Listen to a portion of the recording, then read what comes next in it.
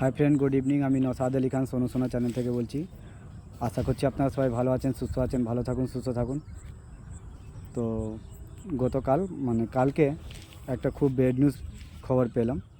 সে bad news খবর আমার বিশ্বাস হয়নি। তো আমি আমার এক জানাশোনা বন্ধুকে জিজ্ঞাসা করলাম। তো সে বলল, হ্যাঁ, কিছুদিন আগে উনি এক্সপায়ার করে গেছেন। তো শুনে খুব মনটা খুব খারাপ হলো, খুব দুঃখ লাগলো। অ্যাকচুয়ালি সেই দাদাকে আমি 2018 সাল থেকে চিনি। আমাদের অঙ্কুরহাটি জঙ্গলপুরে আমি একটা কাজের ক্ষেত্রে গেছিলাম। আমি আমার একটা বন্ধু ছিলাম, তো একটা কাজের ক্ষেত্রে গিয়েছিলাম। তো সে সময় আমাদের খিদে পেলো, লাঞ্চ টাইম ছিল, খিদে পেলো। তো আমিও সেই দাদা রেস্টুরেন্টে গিয়েছিলাম। তো রেস্টুরেন্টে যাওয়ার সে দাদাকে দেখে মনে হবে না যে সে দাদা রেস্টুরেন্টের ওনার। এত ভালো ব্যবহার, উনি এত ভালো মানুষ, আমি আপনাদেরকে বলে বোঝাতে পারবো না। যে আমি গেছি বা যে কেউ আসছে, আমি বলে, উনি তো আমাকে চিনতেন না, আমি ওনাকে চিনতাম না। যে কেউ আসছে, যে দেখ ভাই কো क्या लगेगा, মানে নন বেঙ্গলি, পাঞ্জাবি। তো এরম ভাষা, দেখ ভাই কো क्या लगेगा, ওয়াহা क्या लगेगा, নিজেও করছেন আর যে ওনার কাজ কর্মচারী আছে তাকে দিয়েও করাচ্ছেন। পরে তো ওনার ব্যবহার এত ভালো লাগলো আমার। তো পরে আমি জানতে পেলাম, আমার এক্স পার্টনার থেকে জানতে পেলাম।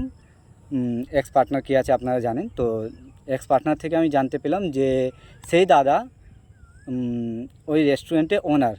তো আমি আমার পার্টনারকে বললাম যে দাদা ব্যবহারগুলো খুবই ভালো, এত সুন্দর ওনার ব্যবহার যে কল্পনা করা যায় না।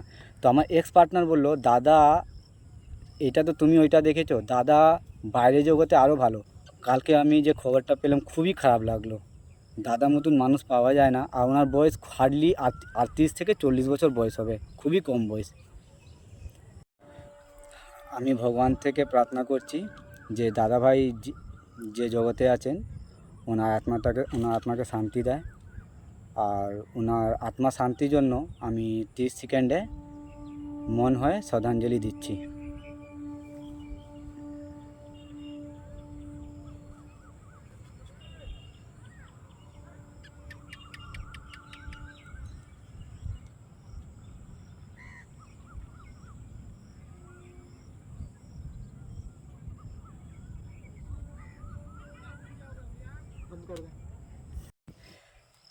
কিছু কিছু মানুষের পা এত খারাপ হয়, সে যেখানে যায় সেখানে অন্ধকার করে দেয়।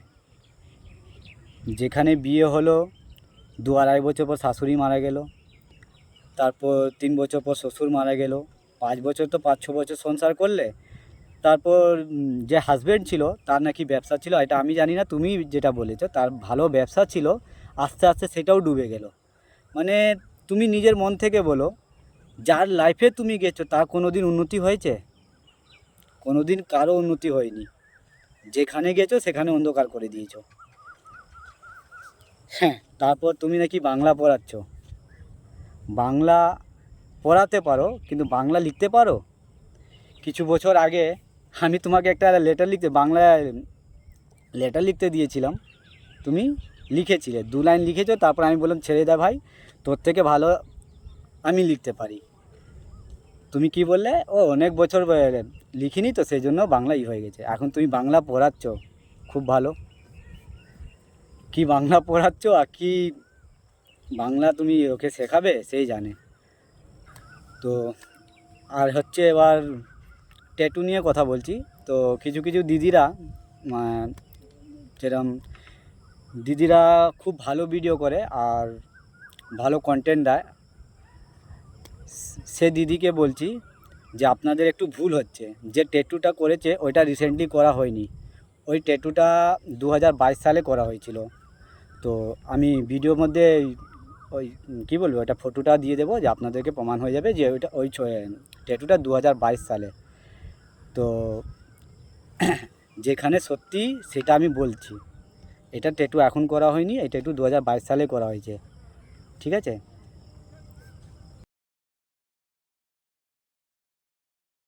আর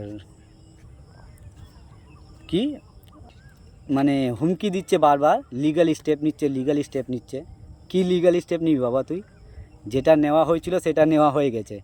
তো এখন তুই ভাবিস না যে এখন অনেক কিছু প্রমাণ দেওয়ার বাকি আছে।